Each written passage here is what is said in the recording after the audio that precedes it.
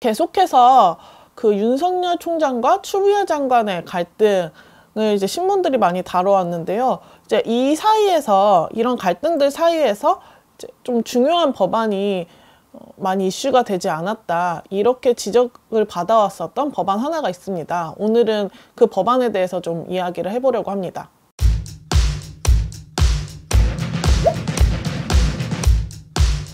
그 법안은 중대재해기업처벌법인데요. 오늘 같은 경우는 경향신문이 5면에서 이 중대재해기업처벌법을 다뤘습니다.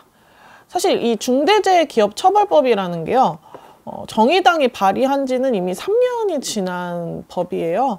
그런데 이제 이것들이 계속해서 묵혀져 있다가 요즘에 다시 나오고 있어요. 그래서 더불어민주당, 국민의힘, 정의당까지 이제 이 법안을 이제 발의를 했다, 이런 내용입니다. 조금 최근에 의외로 국민의힘이 전향적 자세를 보이면서 법안 발의에 나서기도 해서 다시 이슈가 됐는데요. 각각 다 중대재해기업처벌 법안을 냈지만 모두 다 내용이 다르긴 합니다. 가장 먼저 법안을 냈던 정의당을 보시면 이제 만약에 사망사고가 일어났다, 이제 기업에서, 그럴 경우에 기업 경영자 처벌을 3년 이상 징역, 그리고 5천만 원 이상 10억 이하 벌금, 요렇게 처음에 낸 거예요. 그런데 이제 더불어민주당 같은 경우는 이제 당론 채택은 아니었고 박주민 의원이 발의를 했는데, 이 부분은 2년 이상 징역, 그리고 5억 원 이상 벌금, 이렇게 징역은 낮아지고 벌금은 높아졌습니다. 그리고 징벌적 손해배상 조항이 민주당과 정의당은 있고요. 그리고 이번에 국민의힘, 특히 이제 김종인 대표가 좀 밀어붙여서 발의를 했다고들 보도가 되고 있습니다. 이 국민의힘 안을 보면요, 5년 이상 징역 또는 1억 원 이하의 벌금, 그러니까 징역수는 높이고 벌금은 낮추고 이런 법안을 냈습니다. 다만 징벌적 손해배상은 없습니다. 조항은 없습니다. 이것이 이제 세 당의 각각 중대재해기업처벌 법안의 비교가 되겠고요. 오늘 다시 이 법안에 대해서 이제 신문들이 주목을 한 이유는 역시 아무래도 국민의힘에서 이 법안을 채택했다라는 것입니다. 사실 민주당에서는 이 법안을 이제 당론으로 채택하지는 않았었어요. 그래서 이제 그 대신 이제 산업안전보건법, 그러니까 산안법이라고 하잖아요. 이 산안법을 개정을 하겠다, 이런 것이 당론이었어요. 그래서 박주민 의원이 내놓은 안만 논의를 하고 있었는데, 이제 최근 이낙연 대표가 중대재해기업처벌법안을 우선 입법 과제에 포함하겠다라고 얘기를 하면서 입장을 전환했다고 합니다. 이런 이야기들을 이제 경향신문이 담았어요. 그런데 경향신문이 이렇게 민주당의 좀 달라진 스탠스를 짚은 반면 한겨레 사설은 조금 다른 논조를 보였습니다. 오늘 한겨레 신문도 이 중대재해기업처벌법에 대해서 사설을 썼는데요. 중대재해기업처벌법 결단, 이제 민주당 차례다. 이게 한겨레 사설 제목인데요. 사실 국민의힘 10명이 이 법안을 냈지만 김종인 비상대책위원장이 정의당 1호 법안인 중대재해기업처벌법을 동참 의사를 밝히고 또 구체적인 법안까지 내놨기 때문에 굉장히 고무적이다, 이렇게 이야기를 하고, 이제는 더불어민주당이 모호한 태도를 적고 입장을 명확히 할 차례다라고 이야기를 했습니다.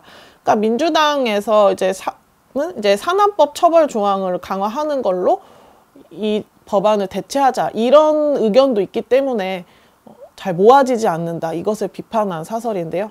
그러면서 한겨레는 이 산안법 개정은 사실 노동자 죽음을 막는 데 한계가 있다. 그런데 왜 민주당이 이 산안법 개정을 계속 이야기를 하고 있냐.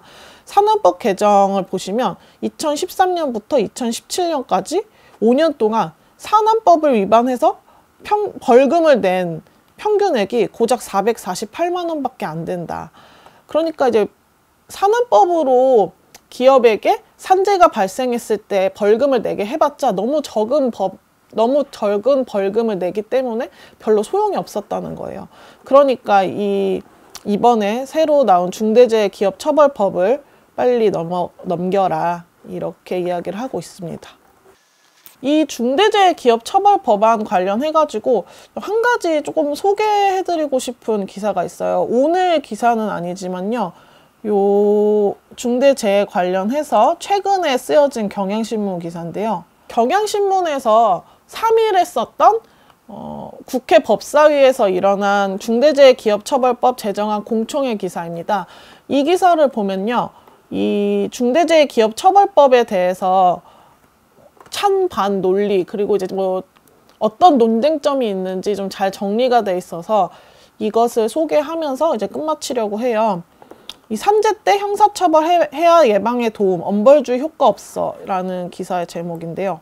이 기사를 보시면 중대재해기업처벌법이 사실 이 핵심은 산재 사망 발생 시 경영자 책임자 3년 이상 징역, 최대 10억 원 벌금 이 내용이라는 거를 정리하실 수 있고, 그리고 공청의 쟁점은 그러면 처벌 수위를 높인다고 해서 진짜 산재가 없어질까? 이거에 대해서 논쟁이 벌어졌다는 겁니다. 그래서 왜 이렇게 처벌해야 되냐? 찬성 논리를 보면 이제 그 기업 경영자들을 행정범이 아니라 형사범으로 봐야 된다. 그렇게 해야지 무서움을 느끼고 산업재해에 대해서 인프라 구축 등 열심히 노력을 할 것이다.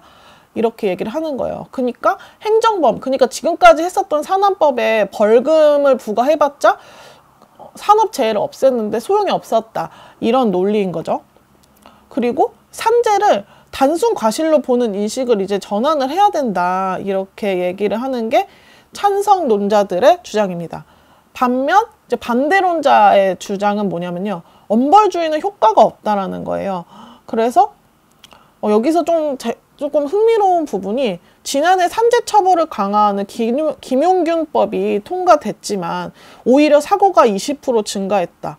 이런 상황에서 중대재해기업처벌법만 통과되면 국내 산재 문제가 본질적 구조적으로 해결된 것처럼 보이는 착시 현상을 일으킬 수 있다.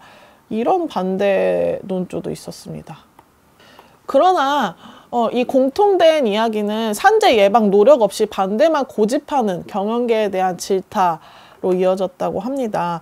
그러니까 사실 이 경총에서 나온 토론자가 선진국에서 유례를 찾아볼 수 없도록 과도한 형벌 구정이다. 이렇게 이야기를 하면서 사실 뭐 경영자들 입장에서는 산업재해를 계속 단순 실수? 그러니까 사업장에서 이뤄질 수 있는 일인데 왜 경영자가 감옥을 가야 되냐 이렇게 얘기를 하고 있었잖아요. 그런데 여기에 송기현 민주당 의원이 뭐라고 이야기를 하냐면은 쉽게 말해서 당신들이 지금까지 계속해서 이런 산재를 없앨 노력을 하지 않았기 때문에 이런 법안까지 발의된 거다. 이렇게 이야기를 했습니다. 그러니까 국내 산업안전제도는 하청업체에 도급을 준 준원청, 발주처까지 책임을 지울 수 있는 방식으로 발전되었다. 하지만 기업들은 선제적인 예방 조치를 하는 게 아니라 계속 제도를 우회해왔다. 그러니까 이렇게 중대재해기업처벌법이 발의된 것이다. 라고 강조를 했습니다. 그러니까 어떻게 보면 지금까지는 좀 논의에서 뒷전에 밀려왔었던 산업재해기업처벌법이 왜 논의가 됐는지를 짚고 그리고 다시 한번 이제는 모든 당들이 모여서 이 법안을 처리해야 될 때가 아니냐라고 이야기를 하고 있습니다. 최근에도 산업 현장에서 노동자들이 죽어가는 사고가 이어지고 있고 이런 뉴스들도 많이 보셨을 거라 생각이 되는데요. 이제는 정말 산재를 단순 과실로만 바라보는 인식은 사라져야 되지 않을까요? 이제는 국민의힘, 그러니까 야당까지 중대재해기업처벌법을 찬성하고 법안으로 내놓은 만큼 이 법안이 좋은 결과를 내기를 기대해 보겠습니다.